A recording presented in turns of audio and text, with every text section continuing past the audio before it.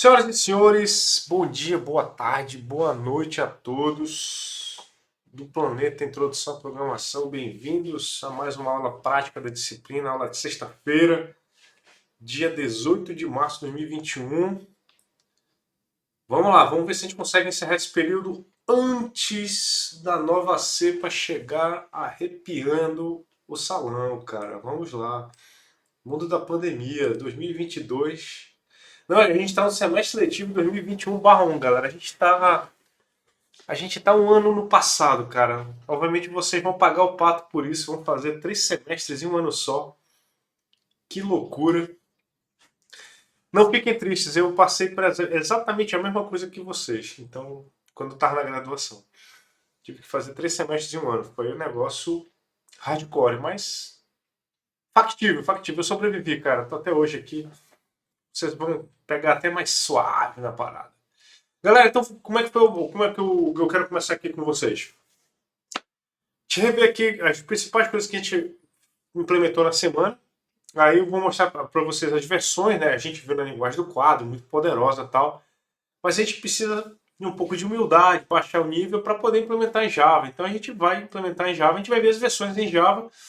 E eu vou passar algumas coisas para vocês que eu quero que vocês comecem a atentar. Por quê?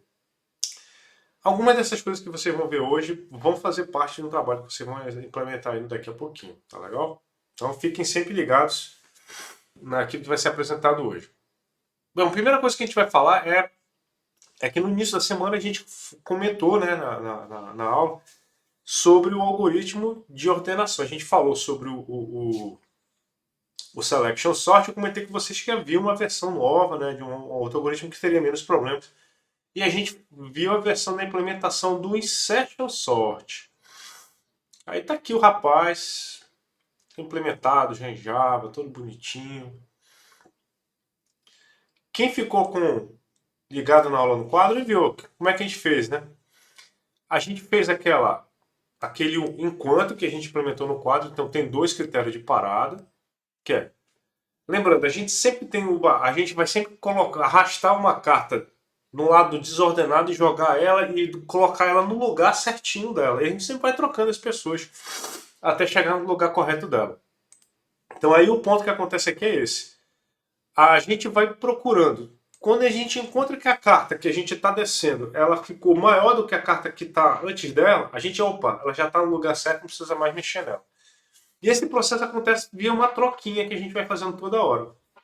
Então a gente faz isso aqui, a gente trabalhou primeiro nesse algoritmo que faz essa troquinha, que eu vou dizer assim, que é o algoritmo que não anda com a carta no baralho, né? Ele vai andando com a cartinha até ela chegar onde ela precisa chegar. E depois a gente fez a casca externa dela, que é que ele para. Que qual é a história desse para? Esse para é o que ele faz? Ele vai pegar e vai fazer isso para todas as cartas do baralho, mas a gente começa quanto? Da primeira carta. Porque a gente não precisa começar da primeira, a gente começa da segunda, porque da primeira carta a gente não precisa, porque um baralho de uma carta só, em tese já está ordenado, o professor não precisa ordenar o baralho de uma carta. Então a gente começa da carta 2 do baralho e vai até o finalzinho dele. Terminou, show de bola, a gente sabe que está tudo ordenadinho, as cartas desceram nos lugares corretos. E para fazer uso aqui um negócio bem legal, a gente pode usar o nosso shuffle de novo. Olhando aqui no nosso main, vocês vão ver que tem muita coisa aqui. Está aqui o Insertion Sort. Tem umas coisas que eu vou fazer aqui com vocês hoje, que acho que vão ser coisas bem legais aqui. Eu já implementei aqui na parte de vetores e a gente vai repetir aqui depois. Vamos lá. Lista 1, 10, Session Sort, vamos inicializar randômico. A gente já fez essa inicialização randômica antes, né? Que é aquele que a gente faz. O inicializar randômico é aquele que joga números randômicos lá. E eu lembro para vocês que ele pode acontecer números repetidos, né? Aí a gente criou o inicializa randômico 2 na última aula, que ele usa o algoritmo do shuffle. Então, aquele que ele bagunça, a gente coloca uma lista de números e simplesmente bagunça essa lista. Então, a gente já tem a certeza que não vai ter número repetido na listinha lá. Então, vou iniciar a lista 1, inicializar randômico, vou imprimir para a gente ver como ela está. Aí, na sequência, que eu vou fazer? Eu vou. Rapaz, o meu teclado tá meio devagar aqui, olha. Imprime um. Aí depois eu vou imprimir aqui a lista normalmente. Vamos dar uma sacada. Ah, deixa eu apagar aqui. Vou pelo menos comentar aqui os códigos de que eu andei brincando aqui antes. Java C, main.java, Java main. Olha aí. O nosso número, a gente sabe que aqui não tem repetido, porque quando a gente ordena, ó. E a gente já detectou que esse cara aí está funcionando com o shuffle. Então nunca vai acontecer repetido. A gente pode melhorar muito o shuffle. A gente pode fazer um algoritmo que imprime números, aí a gente tira alguns númerozinhos para ficar, se não ficar toda hora na sequência, mas isso aqui para algoritmos de ordenação é uma forma bem legal da gente entender como eles funcionam. Professor, agora eu queria realmente botar à prova aquele negócio que o senhor falou de ordenação. Como assim, cara? O senhor não falou que a gente sempre disse o tempo das coisas, assim, tipo, o insertion sort e o selection sort, eles iam ficar, assim, pô, muito parecidos e tal. Eu falei, cara, dependendo do tamanho do vetor, pode não fazer muita diferença, mas dependendo, começa a fazer. Então, bora fazer um pequeno experimento comparando o tempo de execução dos nossos algoritmos. Professor, como é que faz isso? Bora fazer, cara, vamos devagar. Primeira coisa que a gente vai fazer. Para a gente fazer um experimento bacana, a gente tem que ter as amostras serem iguaizinhas. Então, o que a gente vai acontecer aqui? Eu vou criar o segundo vetor, o lista 2 aqui, e eu vou fazer ele ser sempre igual ao lista 1. Sempre igual. Então, o que vai acontecer aqui? Eu vou fazer o lista 2 ponto inicializa com vetor. Lista 1. Professor, mas só não implementou o lista 2. Não, o que eu vou fazer aqui agora? Eu vou fazer um método que assim, olha o que eu vou fazer. Eu vou fazer uma sobrescrita do método vetor, onde eu vou inicializar esse vetor com outro vetor. Então assim, nessa hora o que eu vou fazer? Uma simples cópia. Então bora lá. Fazer juntos aqui, pessoal. Quem estiver fazendo a parada aí, tá com o seu classe vetor aí toda preparadona, né? Olha como é que tá aqui. Então inicializa manual, inicializa randômico. Eu vou pegar esse cara aqui, vou sobrescrever, fazer um outro método, obviamente com assinatura diferente. Ele vai ser um vetor, e eu vou chamar de, sei lá, novo. Novo. Então, o que vai acontecer aqui? Eu vou inicializar esse cara, novo.getElement. O que vai acontecer? Eu vou pegar os elementos do vetor que eu vou passar e vou copiar para o meu vetor. Então eu vou inicializar o meu vetor com um outro vetor. Olha que legal.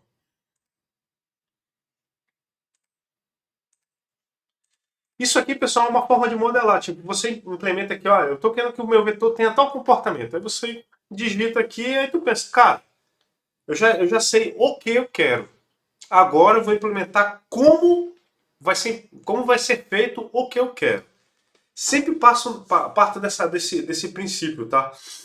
Pensem o que vocês querem, aí depois como essa coisa vai ser feita. Então, o que a gente faz aqui nessa área. Você faz bem alto nível aquilo que você está querendo, aí procura aqui, implementa tal. Você vê que é uma bobagem. Eu queria um método que inicializasse ponto vetor. Podia ser o copia? Podia, mas eu vou fazer o inicializa. Acabou. Podia ser o copia também. Não tem nenhum problema não. Vamos lá. Bora ver se funcionou primeiro o meu de cópia, né? Então, eu vou imprimir os dois aqui. Antes de fazer os insertions aqui, né? Vamos primeiro garantir que tá todo mundo certinho aí, né? Opa, vamos ver aqui. Inicializa com vetor. Eu devo ter colocado um método aqui com um nome diferente. Ah não, eu só sobrescrevi, então é só inicializa mesmo. Então vamos voltar lá. Aqui no meio. Pronto, inicializa.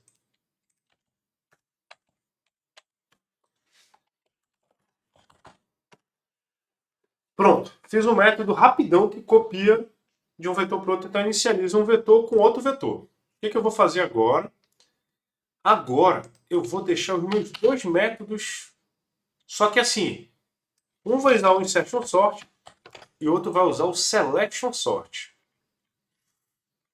Vou procurar aqui o nosso métodozinho, tal. Tá aqui o selection sort. Professor, por que que só teve que copiar o vetor? Porque lembra, quando a gente está ordenando, a gente altera o vetor. Então, para eu dar a mesma entrada para ambos os vetores, eu tenho que ter dois vetores. Então, esse aqui é o ponto todo aí. Bora agora imprimir os caras, né? Lista 1 e lista 2. Vamos ver como é que fica depois de imprimir. Tudo arrumadinho. Vamos lá. Cara, tá legal. Eu só devo ter deixado algum print aí dentro do meu algoritmo aí ativado. Vamos lá. Vamos ver onde que eu deixei o print aqui. Se foi dentro do Select ou dentro do Insertion. Tá. Foi no Selection Sort, né? Cadê? Tá aqui o meu print. Olha, danadinho, rapaz. Muito obrigado, viu? Vamos salvar.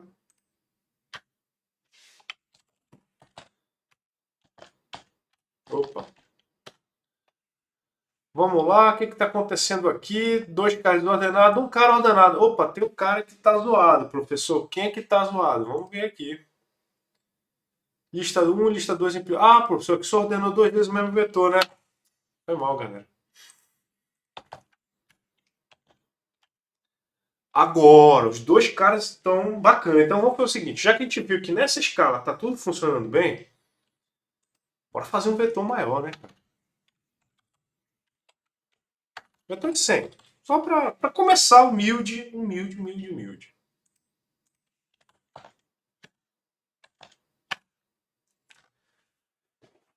Aparentemente está funcionando bem. Então, qual é o ponto agora?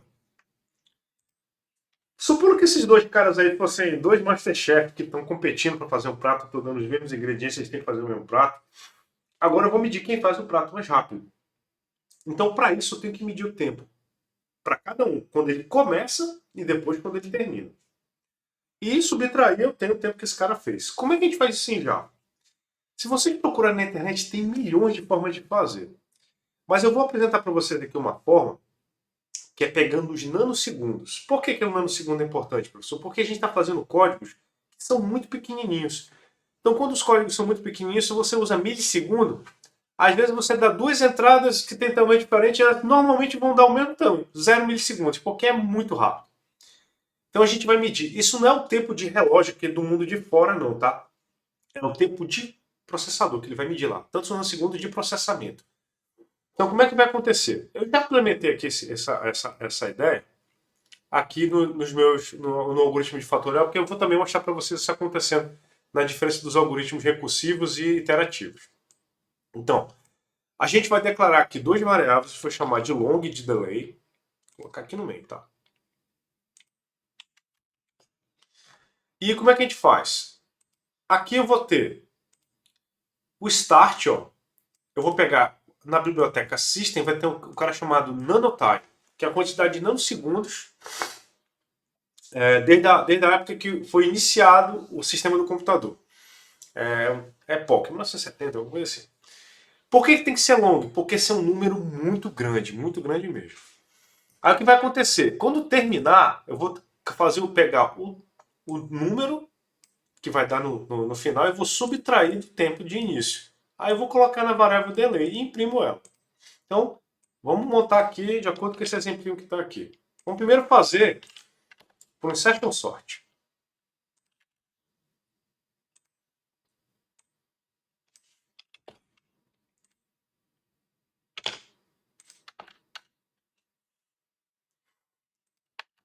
Então, entre o start e o delay, a gente coloca o código que a gente quer medir o tempo.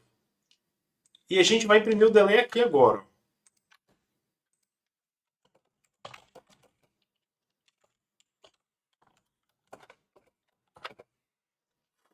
Legal? Então, vamos primeiro medir o tempo do insert sort para ver se está funcionando direitinho. Aí eu já vou tirar as impressões aqui, porque a gente já sabe que está funcionando direitinho. Eu também vou tirar aqui as impressões no final, tá bom?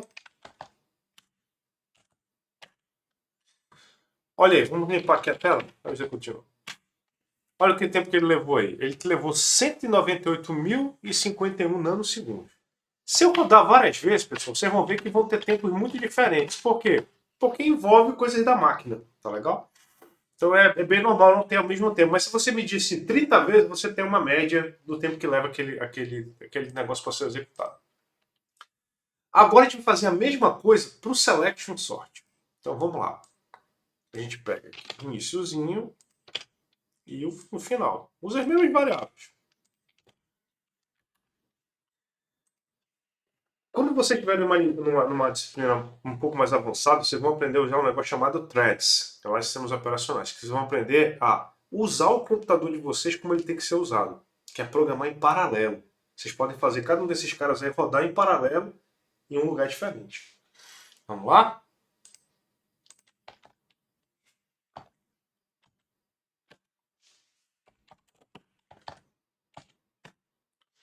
Olha aí. Vou rodar várias vezes os dois para vocês verem aí. Vocês estão vendo que, na média, o insertion sort sempre faz um pouquinho mais rápido do que o selection sort? Ó, nesse aqui, ó, é um caso bem típico, né? Vocês estão vendo aí? Bora agora pensar naqueles casos limítrofes que a gente pensou.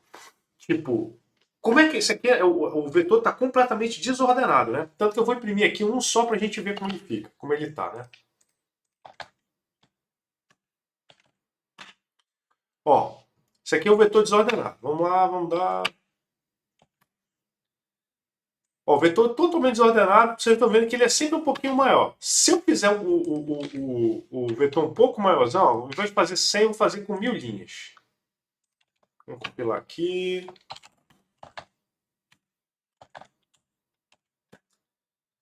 Olha a diferença que começa a crescer. Vocês vão começar a ver que, se vocês fizerem o gráfico, um vai ficar mais alto do que o outro.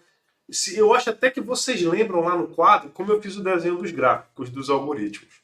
Um vai sempre crescer retinho, porque ele não tem melhor caso e pior caso, tudo é igual para ele. E o outro, ele tem um caso médio, que não é necessariamente quadrático, mas não é necessariamente linear, entendeu? Por quê? Às vezes ele bate intermediário. Mas esse aqui é o caso bem assim geral, porque o vetor está totalmente desordenado. Se eu imprimir ele de novo aqui, pessoal, o vetor está literalmente ordenadinho. Ó. Ele ordena, os dois estão ordenando certinho os vetores, não tem nenhum problema nenhum não. O que a gente tem que prestar agora atenção é o seguinte: e se a gente colocar aquele caso, professor, o caso chato, aquele caso que, sei lá, é o ordenado, desordenado, invertido. Então vamos fazer o seguinte, bora fazer um hack no inicializa randômico ali, rapidinho. Vamos aqui no vetor. Vamos fazer um hackzinho nele. Cadê o inicializa randômico? Cadê? Tá aqui. Cadê o inicializa randômico versão 2? Tem o inicializa randômico versão 2 aqui que eu devia ter deixado ele lá em cima, cara.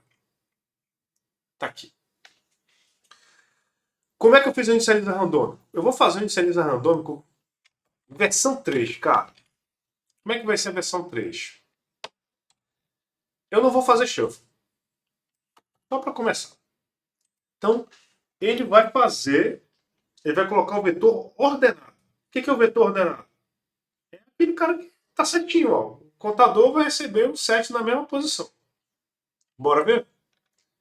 Então vai ser o vetor, é o versão 3 aqui agora. Então, chama a versão 3.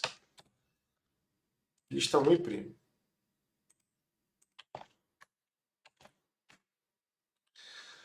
Olha lá, ele está ordenadinho já, né? Olha a diferença de um para o outro. Olha a diferença de novo. Vou rodar mais uma vez. Agora eu vou apagar aqui a impressão para não causar nenhum tipo de lag, alguma coisa do tipo assim.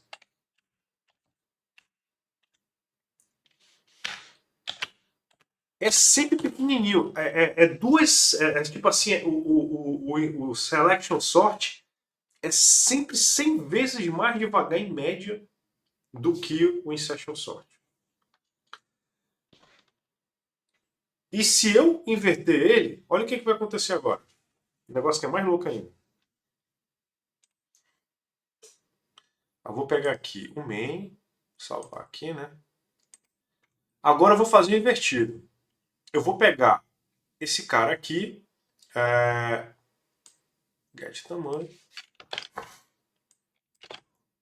ele vai até ser maior, quanto for maior que zero.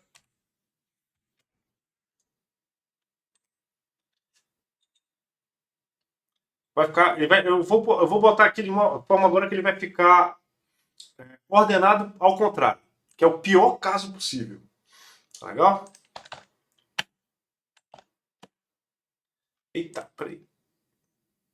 Acho que isso aqui ele tá indo do... Eu peguei o elemento... Ó, tem que ser menos 1 aqui, foi mal. Agora vai. Eita, peraí. Ah, foi mal. Ótimo. Muito obrigado, viu? Galera ligada, meu irmão. Gosto disso. Olha a diferença agora. Opa. Toda vez que você encontra o... Por que ele está fazendo isso? Porque ele não está fazendo muitos caminhos lá dentro do negócio. Agora, quando você põe o algoritmo um negócio completamente randômico, aí você vê que os dois começam a fazer operações assim, mais ou menos parecidas. Então, o que eu queria mostrar para vocês? Que os casos limites, eles têm um certo racional. Deixa eu saber aqui, salvar aqui. E os casos que a gente imprime no dia a dia, né, os casos que a gente roda, eles tornam os algoritmos bem sensíveis a... Porque ainda tá ordenadinho aqui, cara. Vamos lá, que eu quero... Vamos corrigir esse negócio. Ah, não, peraí, pessoal. Tô fazendo um negócio... Tô fazendo completamente bobagem aqui, peraí. Esse cara aqui é uma continha que eu tinha que fazer aqui. É isso aqui. Agora vai dar certo.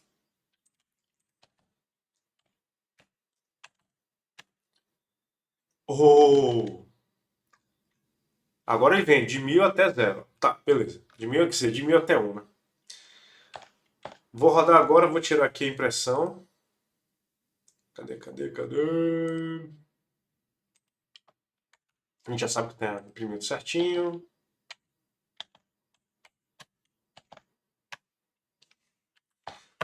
Olha agora como o selection sort ele começou a ficar mais caro, porque ele vai andar toda vez até o final. E como ele está fazendo troca todas as vezes, ele faz um pouquinho mais de trabalho do que o selection sort. Então, o que a gente pode aprender disso aqui? Esse cara aqui, ó, às vezes ele faz alguma coisa. Esse cara aqui vai fazer todas as vezes esse trabalho aqui. E vocês estão vendo que é um para, né? É um para dentro do outro. Esse cara aqui tem uma comparação. E esse cara aqui tem uma troca. Que acontece... Essa troca aqui acontece dentro do ar. Então ela é muito frequente. Essa troca aqui, ela só acontece no final. Então vocês estão vendo assim. Esse algoritmo aqui, se você olhar ele de forma individual, ele parece ser mais leve. Só que ele roda mais vezes por causa do para, nos dois paras aqui um dentro do outro. O insertion sort é o inverso. Tô olhando aqui e falei, pô, professor, eu vou trocar toda vez. Tu tem que ficar levando aquela cartinha. Esse ato de levar a cartinha faz essa operação de troca acontecer com muito mais frequência do que aqui. E isso é muito pesado. Muito pesado mesmo para o nosso algoritmo. Então, por isso que no pior caso real, a gente vê que o insertion sort ele perde do selection sort. Aqui no nosso algoritmo aqui, na nossa medição de tempo. O insertion sort ele fica mais lento. Mas, se a gente olhar o melhor caso, vamos trocar aqui de novo, né?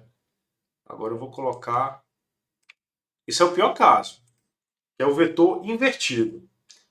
Se a gente olha o melhor caso possível, que é o vetor já ordenado, cara, é brutal a diferença. Brutal. Não tem nem como comparar. Deixa eu desinverter aqui de novo.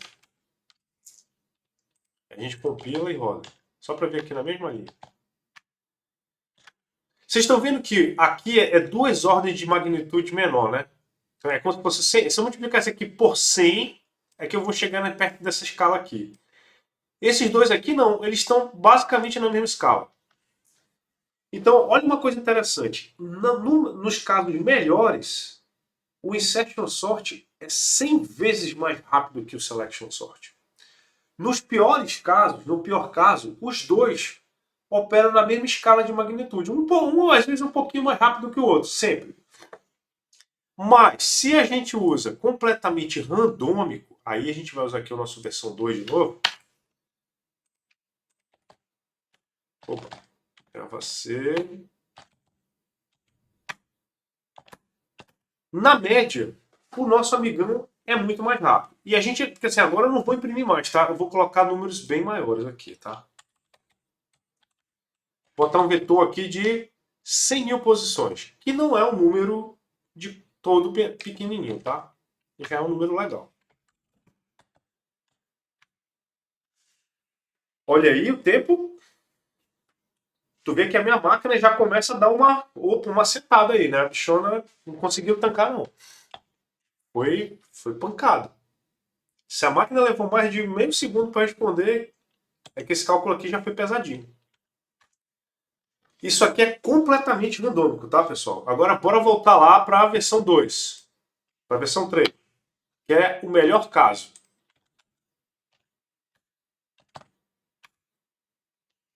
O melhor caso não, acho que é o pior caso, né? Tá invertido. Vamos ver. A gente vai descobrir.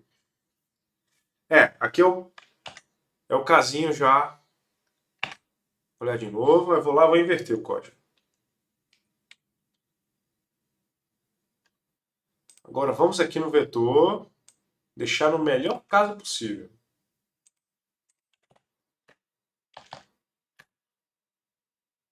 Olha a diferença.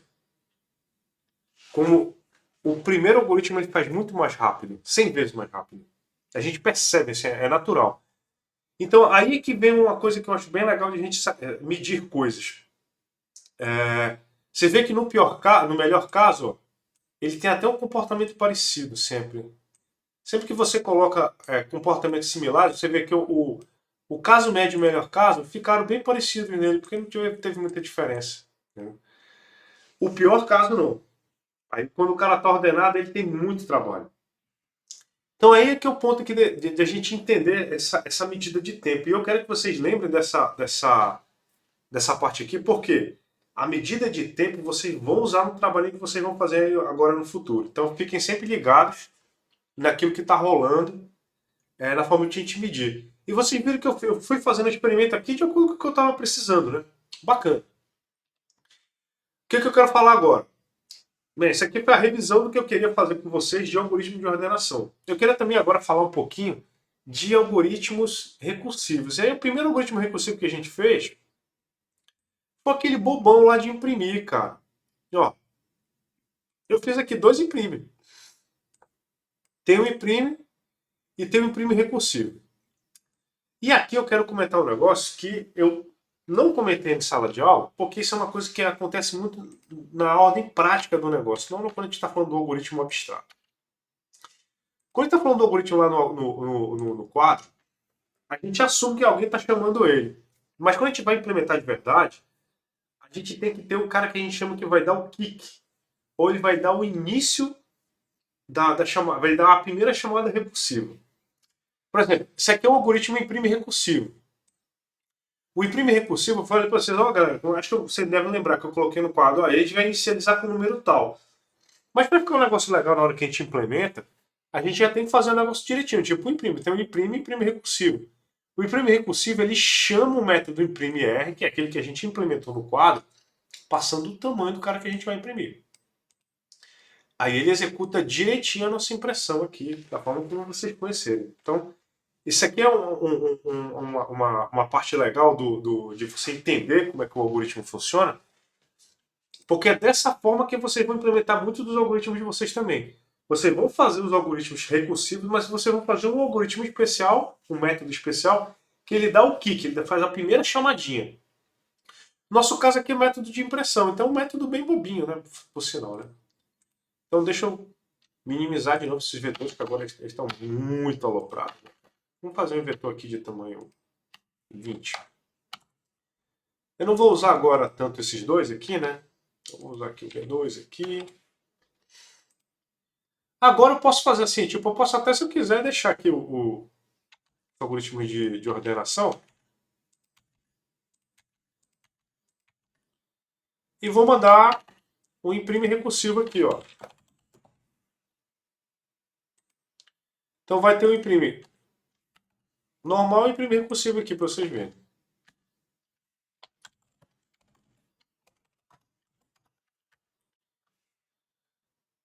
Professor, ele está meio zoado aqui, é porque o meu algoritmo recursivo ele tem um certo probleminha, às vezes, de expressar a hora que ele tem que fazer as coisas. Bora ver, dar uma olhada, ver se a gente consegue entender o que aconteceu? Olha aqui, quando eu estou dando um print quando ele chega enquanto está maior que zero. Aí eu dou um print line no primeiro cara. Olha que errado. Esse caso aqui tinha que ser print, porque ele é o primeiro que está imprimindo, né? E eu tinha que dar um print line só no finalzinho, quando eu saísse do algoritmo, né? Vou tentar corrigir isso aqui, ver se rola.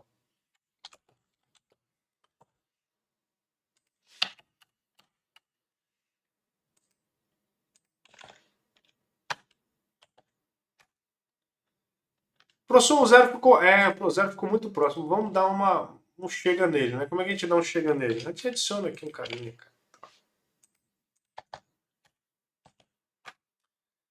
Pronto, tá aí.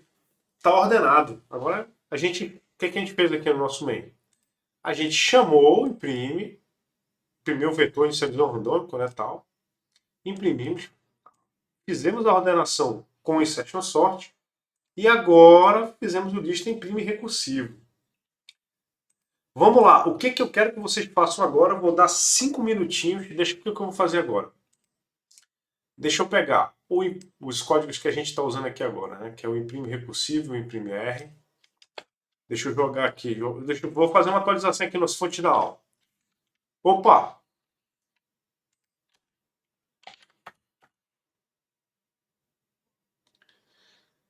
Posso colocar. Deixa eu botar. Então deixa eu fazer aqui uma linha dupla aqui, só para informar que vai ser a classe inteira. Pronto. Tudo que tiver depois da linha dupla vai ser a classe inteira. Vamos lá.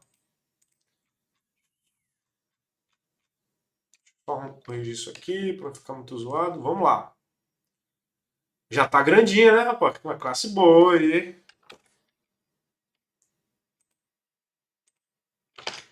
Foi.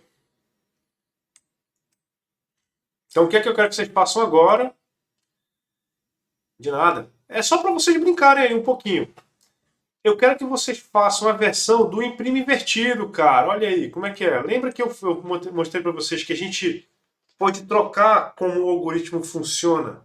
Só invertendo algumas coisinhas na chamada recursiva na hora de empilhar e desempilhar? Então agora eu quero que vocês façam uma versão dessa dupla aqui que vai imprimir o vetor invertido. Tá legal? Vamos lá, pessoal. 5 minutinhos enquanto eu pauso aqui a gravação para vocês brincarem loucamente, cara. Vamos lá. Manda bala. Bem, senhores, estamos retomando aqui.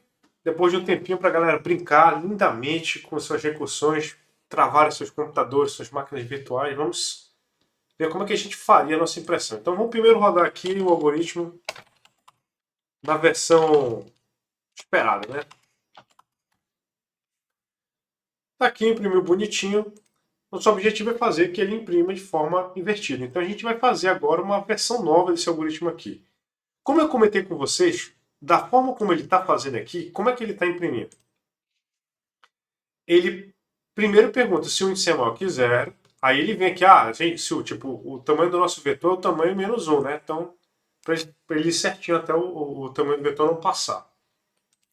Então, se o nosso vetor tem tamanho 20, ele vai passar 19 aqui. É legal. Então, ele vai perguntar se o índice é maior que 19, ele vai vir aqui nesse cara. Nessa hora ele vai fazer uma chamada recursiva, então ele não vai imprimir esse cara. Qual é a hora que ele vai imprimir esse cara? Quando esse rapazinho aqui terminar de executar a operação dele. Qual é a hora que ele termina de executar a sua operação? Quando ele chega lá no final. Lembra, eu estou começando com o tamanho do meu vetor. Então, se ele está começando lá do 19, qual é a hora que ele vai parar? Quando ele for igual a zero, quando ele entra aqui. Então, esse cara aqui é o que ele está acontecendo por último. Então, é lá no finalzinho, quando ele faz o último empilhamento, o index é igual a zero. Aí ele chama esse cara aqui. Quando ele chama esse cara, ele vai começar a desempilhar.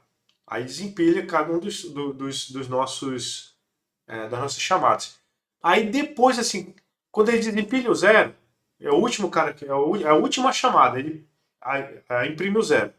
Quem chamou a impressão do zero foi a impressão do 1. Aí que ele vai imprimir o 1, vai imprimir o 2. E aí é que acontece de ele imprimir isso aqui, ó. Isso aqui, na verdade, está sendo mostrado para a gente a chamada recursiva. Agora o que a gente vai fazer? Eu vou fazer o contrário. Eu vou querer que ele imprima antes. Então, ele vai imprimir primeiro o que ele vai encontrar e depois é que ele vai fazer a chamada recursiva. Talvez a gente tenha que fazer algum ajuste aqui nesse negócio da impressão. Mas vamos ver o que vai acontecer.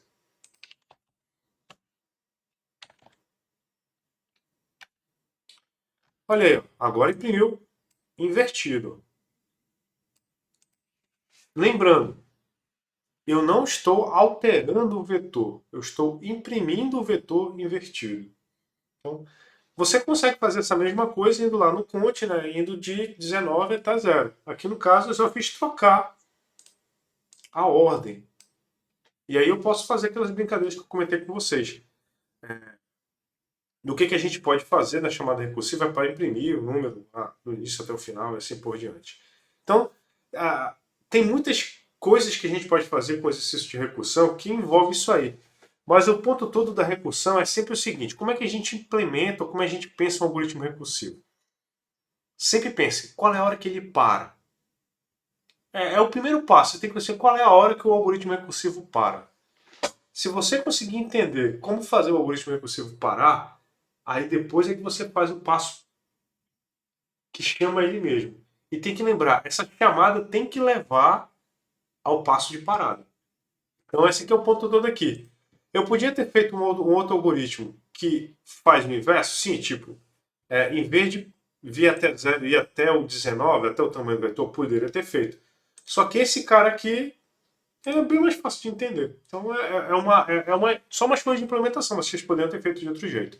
Isso não altera nada a forma como o algoritmo funciona, como vocês poderiam interpretar. Bora dar uma olhada agora, pessoal, nos algoritmos que a gente viu, e são os clássicos, né, do fatorial, né? Que são o Fibonacci e quer dizer, de recursão, né? O Fibonacci e o fatorial.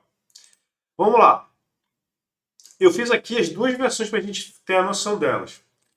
E lembrando, eu criei uma classe chamada fatorial, que tem um arquivinho chamado fatorial, e tem um arquivinho chamado Fibo, que é um arquivinho que tem a classe Fibonacci, classe Fibo. Legal? Quem está programando orientado aberto, Java, então tem que fazer uma classezinha para cada um deles. Na classe fatorial, eu implementei o método fatorial e o método fatorial interativo. E fiz aqui o método imprime. Então, qual é o objetivo? Dado um certo índice, um certo valor, ele vai calcular qual fatorial desse valor. Então, lembra como é que foi o algoritmo recursivo? Se o índice é maior que zero, aí o que ele faz? Multiplica o índice, a resposta que ele vai dar é a resposta, né, o índice vezes o fatorial do índice menos 1. Se for não for 1, quer dizer, for 0, for 1, a resposta é 1 aqui. Então, eu podia ter parado antes? Podia, mas dado a resposta, tipo, se o cara botar quiser quebrar o algoritmo colocando algum número negativo, aí já vai dar 1, então O algoritmo meio que se safa nessa hora aí.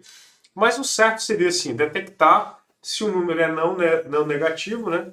Se é não negativo, ele pode fazer. Se ele for negativo, aí tem que imprimir dizendo que não houve algum erro, não existe número negativo, não existe fatorial de número negativo, porque pode ser um erro da função que está chamando o nosso método. Então, tem erros que a gente pode fazer o nosso algoritmo ser resiliente a erro, mas às vezes isso não é muito legal porque a gente precisa dar um feedback para alguém de que ele está mandando, ele está pedindo uma coisa que não pode. Tipo, em tese, o nosso algoritmo fatorial não deveria funcionar se alguém passasse número negativo. A gente tinha que travar e falar, olha, você solicitou fatorial de um número negativo. Eu acho que você tem algum problema que você precisa resolver aí. Você tem que lançar uma exceção. Não faz parte do contexto aqui da nossa disciplina aprender o lançamento de exceções. Mas se sobrar um tempinho no final, eu vou ensinar vocês um pouquinho, porque é bem legal para a gente fazer os códigos um pouquinho mais robustinhos assim. Para pegar esse tipo de erro de, sei lá, divisão por zero, array fora da escala e tal. Porque quando você pega uma exceção, você evita do programa sair. Ele já sabe como tratar aquilo, chama, manda uma mensagenzinha e ele tem capacidade de continuar funcionando de alguma forma. E aqui tem a versão iterativa, que tem o parazinho. Conte recebe 2 até o índice aí, ó. Hash recebe hash responde. Igual eu fiz na sala de aula. Bem pequenininho aqui. Então, o fatorial iterativo funciona dessa forma aqui, bem bacana. Então, beleza. Tem impressão aqui, e é aqui que eu fiz aquela brincadeira com vocês. Eu fiz a diferença, para a gente calcular a diferença do cálculo do fatorial iterativo e do cálculo do fatorial. E aqui a gente vê novamente como existe uma diferença de tempo de processamento desses dois caras aí. Bora dar uma sacada para a gente dar uma olhada, ver como é que esse negócio funciona. Então, deixa eu comentar aqui agora que a gente não vai usar. Então, ó, eu criei aqui, ó, tem um objeto chamado fatorial, um objeto do tipo fibo, então tem um no fibo e um no fato. Tá aqui no fital. Então, tá aqui o fatorial e eu tenho um no fato aqui, ele vai imprimir 8. Quando ele fizer isso aqui, ele vai fazer a experiência, vai calcular o fatorial de 8. Tu vê que ele, ó, eu coloquei, como é que está sendo feito aqui no meu objeto fatorial? Ele calcula o fatorial, joga a resposta na variável resposta, imprime a resposta, mas o tempo foi que demorou para executar o algoritmo. E na sequência eu faço o iterativo. Da mesma forma, começo no início, começo no final e apresento a resposta do cara. Então vocês estão vendo aqui, ó, a diferença que tem de execução de um número que é relativamente, não é relativamente grande, bem pequenininho na verdade. Bora tentar botar um pouco mais de lenha nessa fogueira. Vou tentar o fatorial de 20. Vamos ver o que acontece.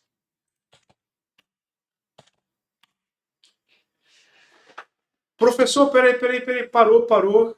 Que diabo é esse, professor? Número negativo. Rapaz, que eu tenho que contar um negócio para vocês, olha. Números inteiros têm um certo limite, galera. E por que os dois pararam aqui? É porque é o seguinte, a gente passou do tamanho do número inteiro, aí o que acontece? É como se fosse um círculo, sabe? Tipo uma pista circular. Quando você... Aí assim, o zero está no meio, né? Ótimo. Só que as duas pontas do número estão ligadas lá no finalzinho, na outra ponta, invertida ao zero. O que acontece? Quando você chega no último número, o maior número positivo, e você soma 1, você passa aí para o primeiro ou o último número, o menor número negativo que havia na lista dos números inteiros. Então o que está acontecendo aqui? Aqui, ó, eu fui para o menor número possível. Por quê? Quando eu cheguei no meu fatorial aqui, é só lembrar, olha lá. Quando for menor que zero, maior que zero, ele vem para cá. Quando o bicho fica um número negativo, ele vem para o else. Vai o zero para cá, aí ele vem para 1, aí ele para. Então olha o que aconteceu aqui, ó. Se eu mandar imprimir as respostas, vai acontecer uma coisa muito louca, cara. E isso aqui acontece para todos os algoritmos, tá? Tanto para o recursivo quanto para o iterativo. Eu vou imprimir aqui só para a gente ver o cara acontecer. Tá. Vou pegar aqui o. Eu vou chamar o recursivo só porque eu gosto de ver o parquinho pegando fogo. Vamos lá.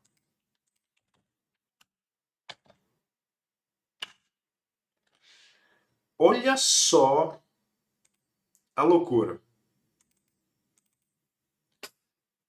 Esse aqui foi o número que começou a quebrar a parada, ó.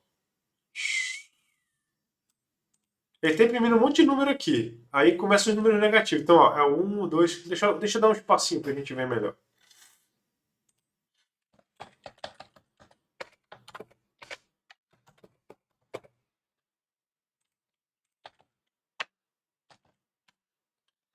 Olha aí, ele tá fazendo a lista dos nodos. Um, dois. É a sequência, né, dos fatoriais. Né? Quando ele chega no númerozão, bem aqui, ó,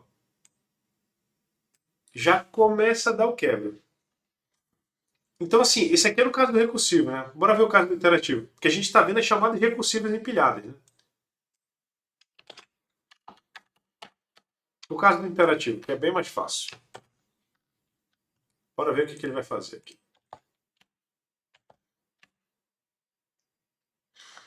Tá vendo como ele vai numa sequência diferente? Enquanto está no positivo, vai bacana. Aí vai começar a somar. Então, tu vê que os algoritmos eles têm um comportamento similar. A única diferença é que o recursivo começa do 1 e esse aqui começou do 2, né? Por causa do para. Mas como eles estão caminhando da mesma forma, eles estão sempre chegando nas mesmas respostas. Obviamente, né? Ó, tá vendo esse aqui, ó? São os mesmos. O que é esse número aqui? Guerra, provavelmente eu não sei. A gente já está lidando com coisas que saem do controle aqui do que a gente entende. Então, qual é o ponto todo? Quando a gente vai trabalhar com esse tipo de algoritmo, ou com qualquer problema, a gente tem que tomar cuidado, ou a gente tem que perguntar, cara, eu estou usando o tipo correto para o meu dado? Se eu for trabalhar com números pequenininhos, beleza, né? Use o tamanho correto. Agora, se você começar a trabalhar com número grande, você tem que fazer adaptações. E a adaptação, no nosso caso aqui, é passar para long. Então passa para long tudo que tu tem que fazer aqui. O index, ele não precisa ser long, porque ele é o que você está chamando, é o número inteiro. O índice do número do fatorial, ele é normalmente um número pequeno. Quem é grande é o resultado do fatorial. Esse cara que você tem que prestar atenção. Então, opa, eu até coloquei aqui errado. É aqui que tem que ser.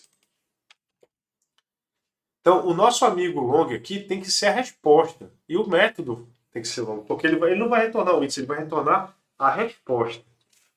Bora dar uma checada agora? Vamos ver aqui.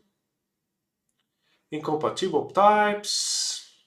Vamos ver de que ele está reclamando aqui. Java 35.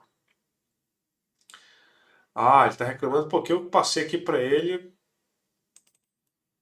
a resposta. Então aqui é long também, né? Vamos lá.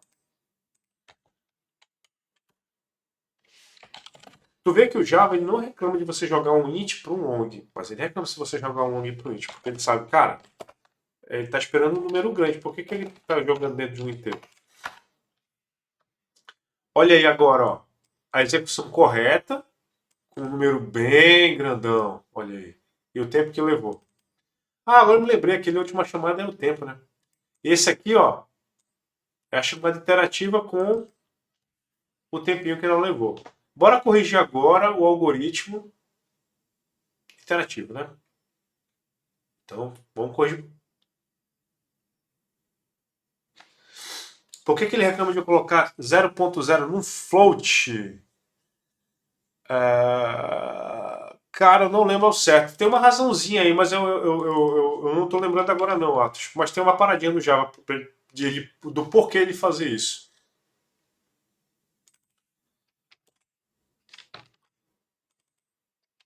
É sempre a questão de cast. Tem que lembrar que assim, que o long não é um número quebrado, ele é um inteiro grande. Ele não é um número que tem precisão, é um número só que tem tamanho. Aí o float e o decimal, eles não necessariamente são números grandes, eles são números muito precisos. O decimal, se eu não me engano, é o float ele é grande e muito preciso. Então, a quantidade de números que tem depois do zero é que vai dizer o quão preciso esse tipo é. O float ele tem uma precisão razoável, mas ele não é tão pancada quanto um decimal, se não me engano. Vamos lá. Aqui eu vou fazer o seguinte, pessoal. Eu vou manter o conte com int, que é só com o contador, né, cara? Contador. Lembra, não é porque que o long funciona para todo mundo, todas as variáveis vão ser long. Não. Lembra aquela brincadeira. A gente só usa a variável até o tamanho que ela precisa ser usada. Quem precisa ser long aqui é a resposta e fatorial. O resto continua funcionando.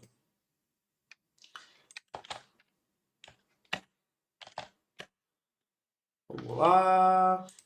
Acho que agora eu posso parar aqui, né? Pronto, tudo certinho. E agora, olha o que vocês estão vendo, a gente obteve a mesma resposta, porém, todavia, no entanto, a versão recursiva quase foi o dobro de tempo da versão interativa. Olha que interessante. Então, essa que é a magia do negócio que a gente prestar atenção, porque às vezes a gente está programando, a gente não presta atenção assim, tipo, o algoritmo não deu erro. Pô, beleza. Não, a não ser que assim, acho que tem algumas linguagens que você pode dar um alerta lá para o compilador tal, de dar o que a gente chama de estouro de tipo. O Java não dá esse alerta, naturalmente, do estouro de tipo. Tipo, eu estourei o dia inteiro. Aí ele aberta, tu passou do número positivo do inteiro. Tu pegou o maior número inteiro e somou um número que deu acima dele. O Java não faz isso. Ele simplesmente volta lá para o menor número negativo que ele tem. Tu pode chegar no maior número positivo? Pode. No long? Pode. Então tu tem que ficar prestando atenção qual é o que a gente chama de o range ou os números mínimos e máximos, né, que a gente tem, né, que é a faixa de número que a gente trabalha, para a gente entender o tipo que a gente tem que colocar para ele. E a gente tem que entender que se a gente tem que ficar ligado, tem que botar algum aviso. Por exemplo, vamos supor que você faz uma tabela ou num banco de dados ou no Excel que vai receber notas de alunos. Então você sabe que as notas dos alunos são números entre 0 e 10. Beleza. Então o ideal é que vocês, no programa de vocês, que vai preencher esse cara aí, tenha algum tipo de cheque para verificar se alguém está colocando um número negativo ou um número acima de 15, de 20, sei lá. Alguma coisa que torne inválido aquilo. Então isso aqui é importante a gente prestar atenção para a gente não cometer um erro, porque você implementa o algoritmo, pô, tá tudo show de bola. Aí eu venho aqui, o professor Moisés e põe 20. Pô, 20 não parece ser um fatorial muito grande, mas é grande o suficiente para estourar o tipo inteiro. Então, prestem sempre atenção nisso, tá legal? Bora ver agora a nossa classe Fibonacci, cara. Fibonacci. Outro grande cara. Fibonacci eu fiz o seguinte, pessoal. Fibonacci, lembra que o objetivo é eu passo um número e eu quero qual é o número da sequência do Fibonacci que está naquela posição. Então, eu implementei aqui as duas versões que a gente viu lá no quadro, na quarta-feira. A versão recursiva, então se o index for maior que 2, a resposta qual vai ser? O elemento da posição 1 mais o elemento da posição 2. Somos caros. Se não, é 1, porque o índice 0 e o índice 1 e o índice 2 são 1, né? E tem um elemento iterativo, aquele que não tem recursão. Aí é igualzinho aquele outro, ó. Resposta 1, se menor que 1. Aí tem o penúltimo e o último, aí a resposta, que no caso que o Fibonacci recebe os dois últimos e vai somando. E aí aqui eu tenho aí eu imprimo sequência. O que ele faz? Ele vai de 0 até o número que a gente quer e ele vai. Então, assim, eu implementei dois métodos aqui na verdade, né? Então, o método que pega um certo número da sequência e o método que imprime a sequência. E aí a gente vai fazer a mesma coisa de medida de tempo. Só que, olha a brincadeira agora. Eu vou pedir para medir o tempo da impressão do Fibonacci. Então vocês podem imaginar E esse cara, ele pesa muito. Por quê? Quando eu for pedir para imprimir o 5, ele vai passar pela impressão do 3, do 2, do 1. Então, quando eu fizer a impressão do interativo, vai ser muito mais rápido. Então a gente vai ver a escala. Vocês viram que na escala do fatorial era uma soma que estava sendo executada, mas só tinha um empilhamento de chamada recursiva. Bora ver agora como é que isso acontece no fatorial. Vou pegar aqui o nosso main.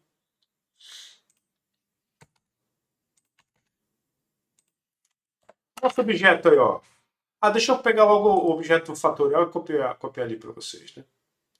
Eu nem precisei usar o utility aqui, que eu achei que eu ia usar, mas eu acabei de usar. Deixa eu copiar aqui no arquivão para vocês. Fonte da aula.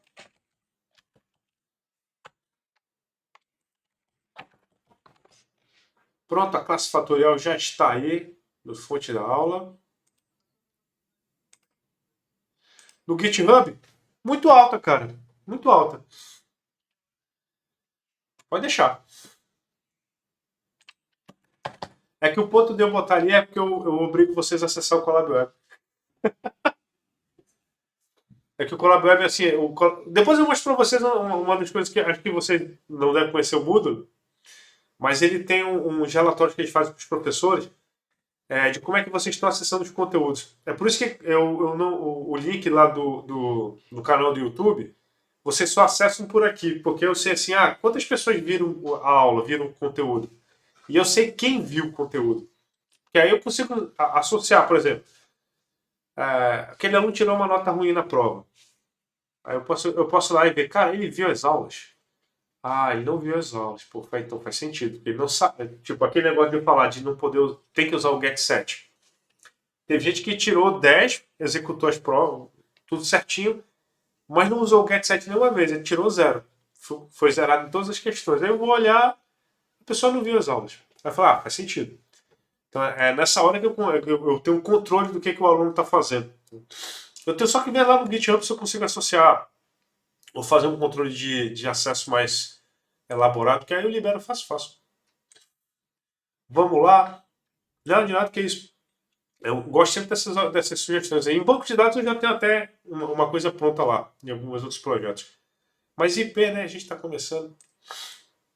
Vamos lá. Continuando aqui no Fibonacci. Então, bora tentar dar uma executada nele. Imprime sequência. Então, no imprime sequência, ele vai imprimir os 6 primeiros números da sequência do Fibonacci. Então, ele vai recursivamente pegar o 0, o 1, quer dizer, o 2, o 3, o 4, o 5 e o 6 da sequência. Vamos lá ver.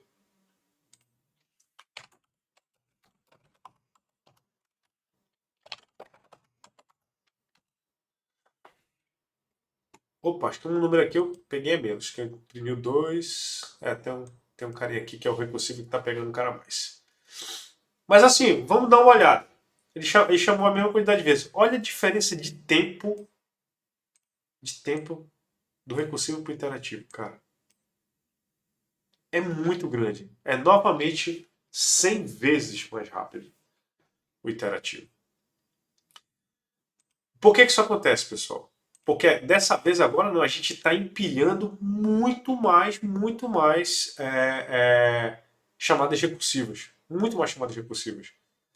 Então, por essa razão,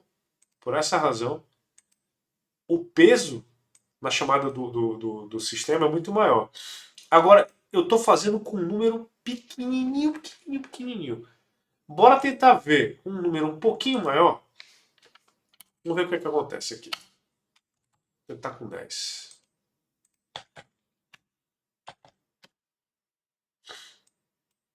Os 10 primeiros números da sequência Fibonacci. Já começou a ficar, agora sim, tipo, eu tenho 300 mil aqui. E aqui eu tenho, cara, de 300 mil para 12 milhões, pessoal. Olha a diferença. E nanosegundo, claro. E vocês estão vendo que o número pequenininho, né? O número tá lá muito grande, não, né? Vamos começar a escalar agora. Para 20. Oi! Tá aqui os numerozinhos. Olha a diferença de tempo. Chegou a perto de 450 mil e nós estamos aqui com 12 milhões e 300 mil. Então, vamos lá. Vamos para 30.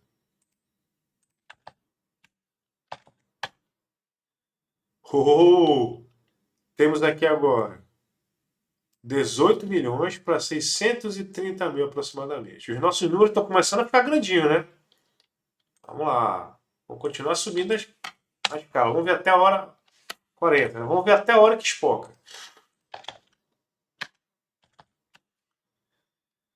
Vocês viram o que eu vi, cara? O cara gelou. Tu viu que o cursor tava dando umas paradinhas assim. Na hora que foi feita a última impressão? É porque o negócio começou a ficar pesado. Aqui a gente tem 700 mil nanosegundos, 707 mil. E aqui ele já está na escala do quê? Opa, dos 570 milhões. Pessoal, a chamada interativa não chegou nem em 1 milhão de nanosegundos. A recursiva já está em 570 milhões. Caramba, professor. E bora... Agora bora chutar o pau da barraca. Bora ver 50.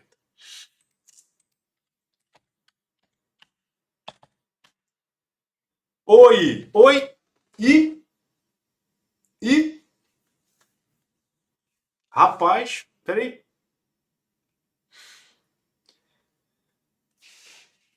A minha máquina tá aqui, cara. Eu não sei se travou, bicho. Olha, tá. Deixa eu abrir o System Monitor aqui, ver como é que ele tá, velho.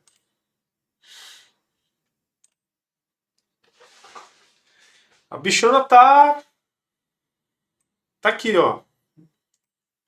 Isso aqui é o processador. O processador, o pobre do processador que está sendo escalado para essa tarefa, tá aqui, ó. Como uma régua, o outro assume, ó. Tem sempre alguém 100%. Entendeu? Em memória RAM não está acontecendo nada. Em rede vocês estão vendo que está tendo flutuação aqui, porque a gente está, obviamente, estou fazendo a escala. Mas ó, ainda, ele já está no mundo dos negativos, galera. Já está nos negativos. Obviamente está errado. Por quê? Porque ele terminou. Agora vocês viram, ó. Quanto tempo o interativo a gente nem viu acontecer. Foi acabou o interativo. Agora, o recursivo demorou, filho. Demorou muito, cara. Vamos só pegar a noção aqui.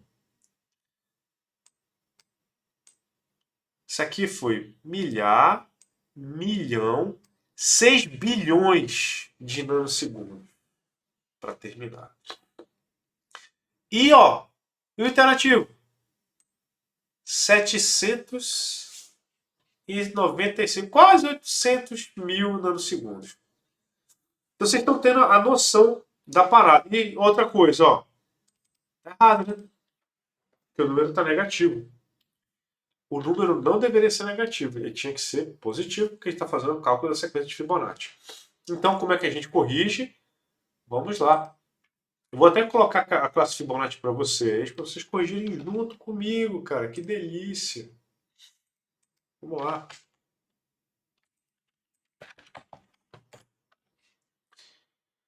Classe aí com vocês já. Bora corrigir juntos, então. Então, a gente já sabe o seguinte. Tem que detectar quem é que acumula um número grande. Esse cara tem que ser long. Então, vamos pegar quem acumula um número grande. Aqui no nosso caso, é a resposta. Então, a resposta é um número long. Opa! E quem mais? Bem, se o elemento que eu estou passando é um número grande, então o tipo do meu método getElemento agora é long. Opa, então aqui é o resp, né? Eu sempre estou pondo aqui. Aqui é o resp. E no elemento interativo é a mesma coisa. O meu método agora retorna o long e precisa todo mundo ser resposta aí? Ó, é o seguinte, o único cara aqui que não precisa ser long é o Conte. O resto da galera todinho precisa ser longo. E o objetivo do Conte é contar o índice da sequência. Então ele não precisa ir muito longe, não. Agora, a resposta, o último e o penúltimo elemento, esses caras aí estão fazendo cálculo com um cara grande. Então eles precisam ter esse valor. Lá no nosso. Vamos continuar aqui no filme. Aqui, ó, o start e o delay estão como o long, mas o resp está como inteiro. Então temos que colocar agora ele para cá, porque ele agora é um rapazinho que vai pegar valores maiores. Que delícia! Vamos salvar. Vamos compilar e ver a minha máquina sofrer um pouquinho mais, mas agora ela vai sofrer fazendo o cálculo certo, né? Oi, deixa a bichona aí. Olha lá. Tá trabalhando, tá trabalhando. Isso é um algoritmo bobinho, tá? Não é nada demais. Mas agora a gente está vendo que ele está fazendo os cálculos de forma correta. Por quê? Porque agora a gente botou o tipo adequado. E lembrando, em nenhum momento, pessoal, o Java deu erro durante a compilação e ou deu erro durante a execução. Então, tome sempre cuidado, tá?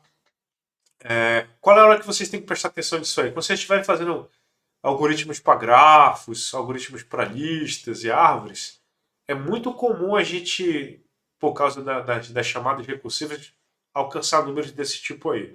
Então e vocês estão vendo, não dá erro nenhum. Então é de experiência mesmo.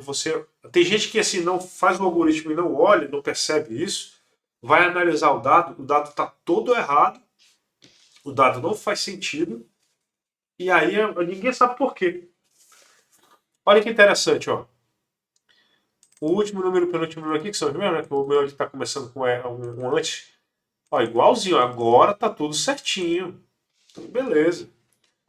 E a diferença de tamanho que a gente continua vendo aqui, ó. Aqui tá perto dos 7 bilhões e aqui 850 mil. Vocês viram como a variação de tempo não é muito grande? Por quê? E a entrada foi igual para os dois caras. É a forma como a gente executa as chamadas recursivas é que leva isso a acontecer. Esse tipo de experimento que eu fiz aqui com vocês agora, pessoal, não dava para ser feito. Pra vocês terem ideia, não dava para fazer isso aqui 15 anos atrás. Se eu fizesse isso aqui numa máquina 15, 20 anos atrás, a máquina realmente crashava. É que hoje a gente tem máquina com memória muito grande e processadores muito poderosos. Comparado com máquinas de 20 anos atrás. A gente antigamente tinha Pentium Core, Pentium Dual Core. Essas máquinas elas não conseguiam fazer esse negócio que eu fiz aqui agora, não. A máquina ia travar, literalmente ia travar. Então, isso aí é para vocês verem como a gente vive num mundo hoje que a gente tem acesso a coisas que são muito poderosas. O computador que levou o homem para a Lua, ele cabe num processador, acho que de áudio do celular de vocês atualmente. O celular de vocês seria capaz de fazer quase que tudo que a NASA fazia na década de 70. Então é por isso que eu digo assim, a nossa criatividade é que limita a gente naquilo que a gente pode fazer em programação. Você pode fazer muita coisa mesmo. Bem, a gente fez eu imagino que vocês fizeram o concerto aí. E para finalizar a aula, o que eu quero fazer agora? Bora dar aquele spoiler emocionante da classe matriz, cara. Olha, é spoiler. Segunda-feira a gente vai ver ela com toda a sua pompa, toda a sua graciosidade na sala, na linguagem do quadro. Mas bora conhecer ela fazendo uma coisa que eu acho bem bacana. Pegar a classe vetor, cara. Então, vamos lá. Eu vou dar touch, matriz, legal. Por que eu gosto de fazer isso? Porque, cara, uma coisa que eu gosto de falar sempre é o seguinte: se você entende vetores, tu já entendeu 90% das matrizes. Vou abrir aqui o arquivo matriz.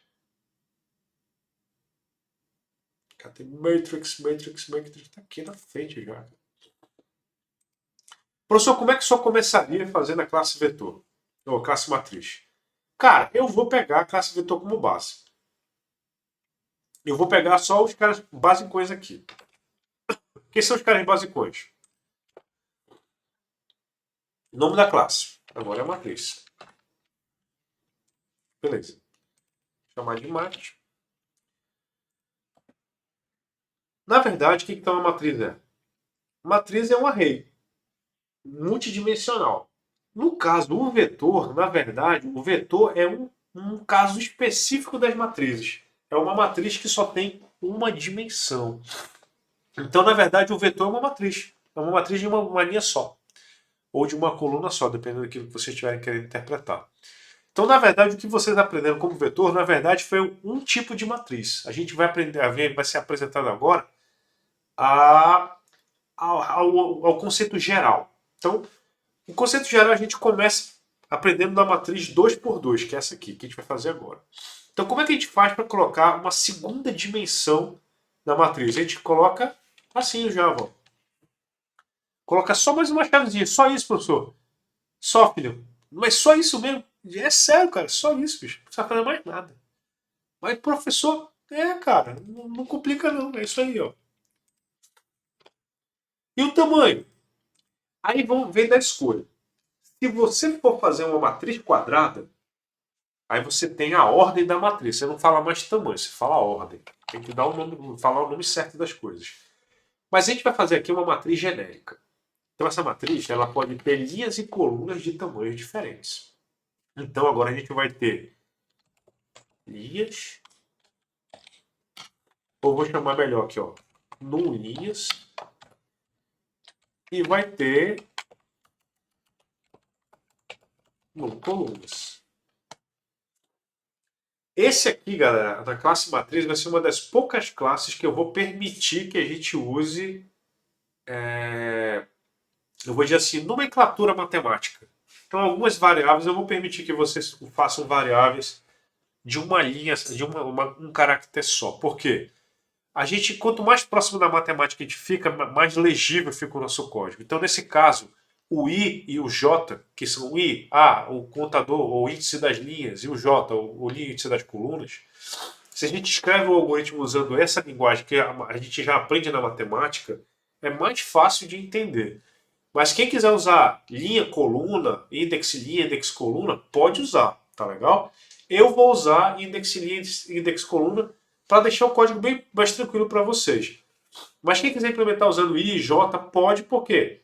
Faz parte da matemática e a gente está implementando coisas matemáticas aqui. Então, como é que funciona? Eu estou fazendo aqui, eu vou fazer o que o construtor. Agora não é mais int tamanho nisso, é int no linhas. No linhas, vou colocar aqui, no L e int no coluna. No linhas, no columns. No columns. E o que vai acontecer aqui agora? A gente não vai ter o set tamanho. Agora a gente vai ter o get set de linhas e colunas. Então, tem aqui o get tamanho. Acho que eu tinha que ter pegado o set tamanho também. Vamos lá, voltar aqui. Deixa eu até fechar aqui a classe, que eu acho que eu fechei, né? Fechei em algum lugar. Perfeito, tá legal. Então agora eu vou fazer o seguinte, ó, tem o get elemento, set elemento e o get tamanho, set tamanho. Eu vou duplicar esse cara e eu vou fazer get no linhas, no de linhas e o set no de linhas.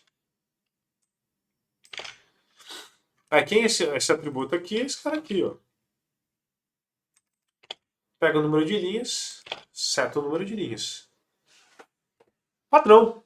E agora a gente vai fazer a mesma coisa para as colunas. Igualzinho, cara. Não precisa mudar nada. Get com colunas. Colunas. Colunas.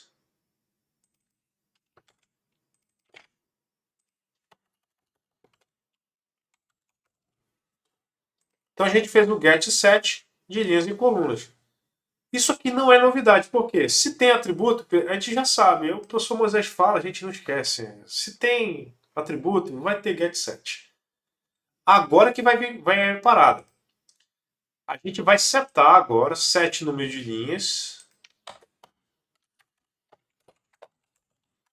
e o set número de colunas. Então a nossa matriz, quando ninguém fala nada, começa com um tamanho desse tipo. E agora a gente vai inicializar aqui, ó. Get linhas.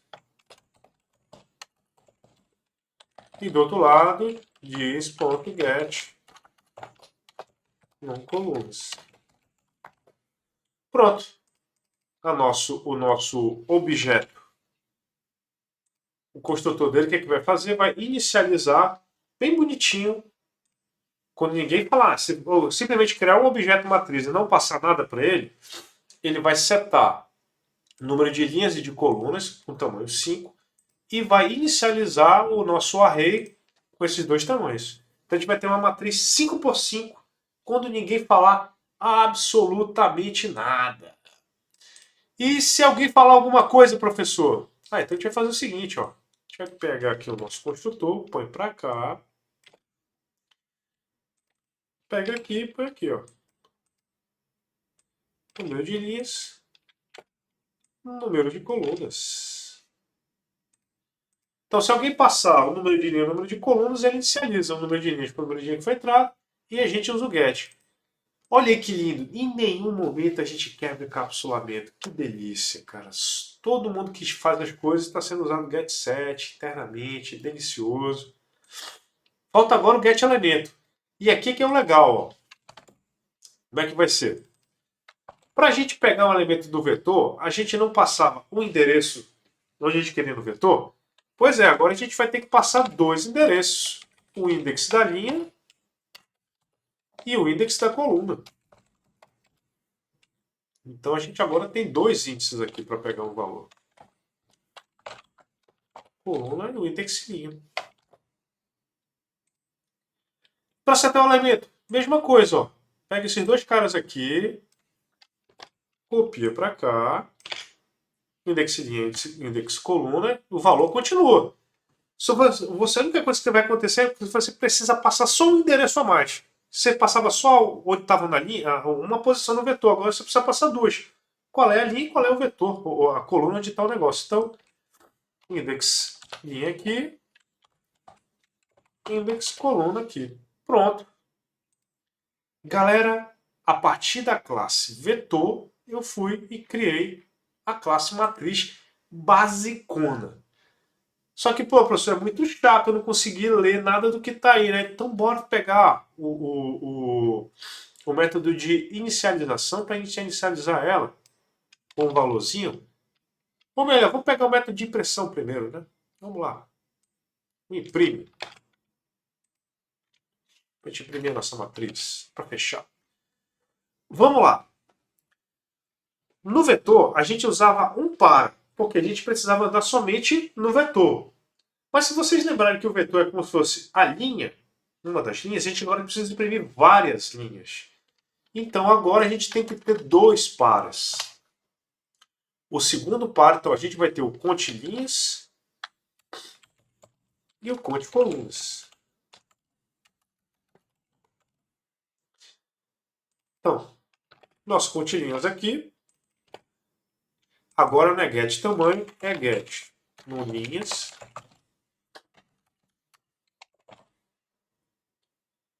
Conte linhas mais. E a gente vai ter um par igualzinho a esse, cara. Mas para quem, professor? Para as colunas, pô, a gente vai andar nelas agora. Conte colunas.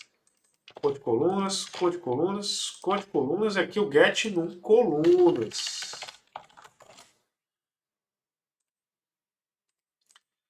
E o que eu faço agora, professor?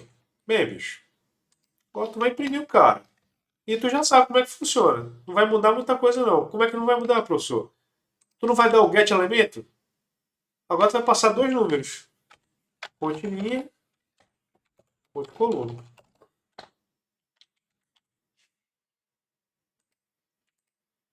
Em vez de passar um conte, agora tu passa dois.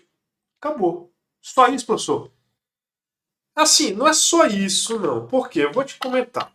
Se você fizer dessa forma, vai ficar tudo parecendo um vetor, porque ele vai fazer um para dentro do outro, mas não tem nenhum um pulo ali. Então, para ficar um negócio bonito, a gente vai pular uma linha quando ele sair do for das linhas.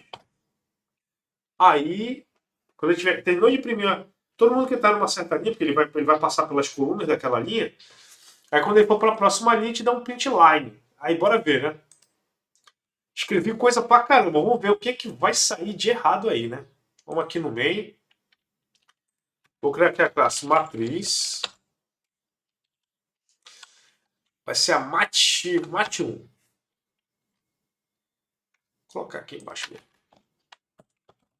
Matriz mat 1, né? Igual new matriz. Eu vou começar ela, galera, com tamanho 3x3. Olha aí, vamos lá. Vamos testar o nosso negócio. E eu vou mat1.imprime. Se a gente sabe tudo do Java, deve estar tudo zeradinho, né? Então vamos lá. Vamos ver se eu errei muita coisa nessa. Claro que tinha que faltar, cara. Ponto e vírgula em alguns lugarzinhos aqui. Tá aqui. E aqui. Vamos lá. Java C, main. Java main. Oi! Ainda tá executando lá embaixo. Pera aí. Tem que tirar, senão vai demorar 2 horas, né? Vacilando esse professor Moisés. Olha aí.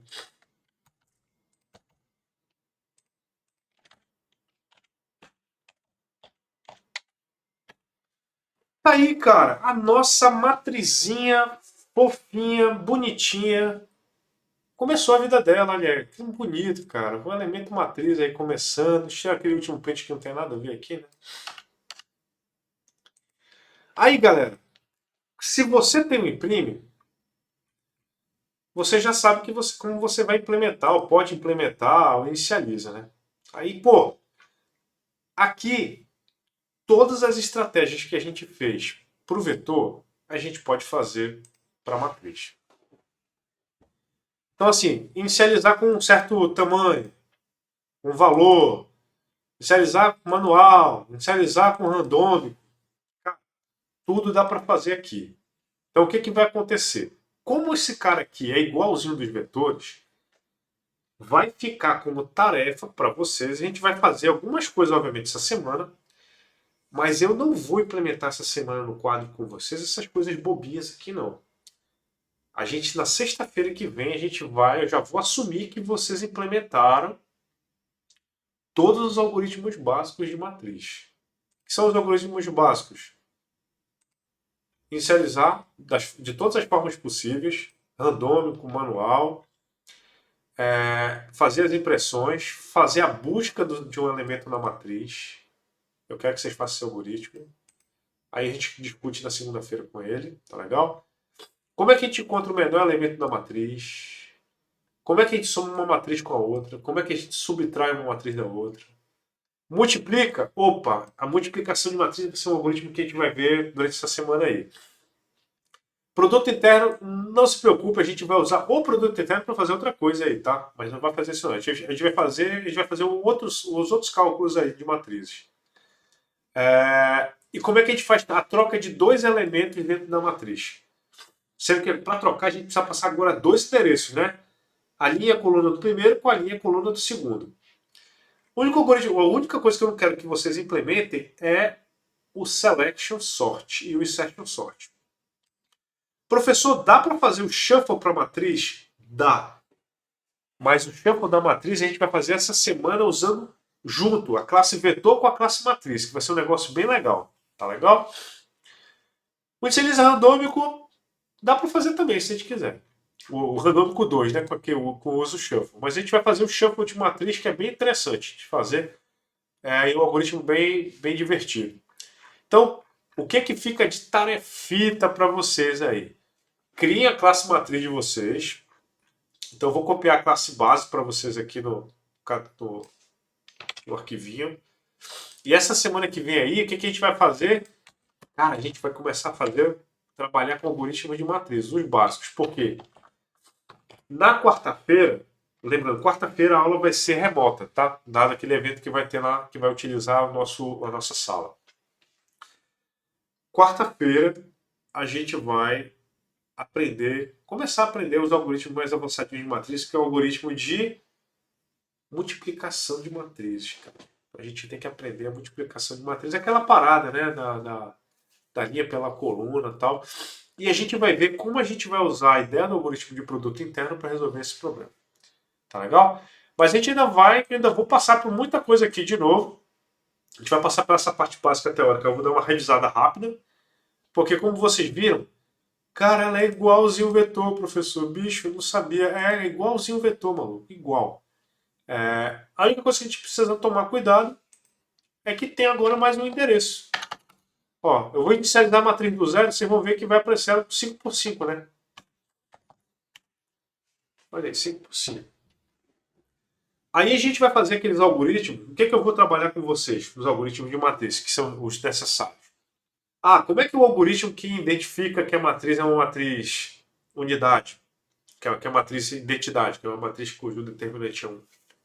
Como é que a gente sabe, a gente faz um algoritmo que inverte uma matriz, ou pega uma matriz, faz a transposta da matriz. É isso que a gente vai aprender essa semana aí. Os algoritmos são relacionados à matriz. Tá legal? Logo que a gente termina essa parte básica, aí eu libero os exercícios no CodeBench relacionados à matriz. Fechou? Pessoal, esse era o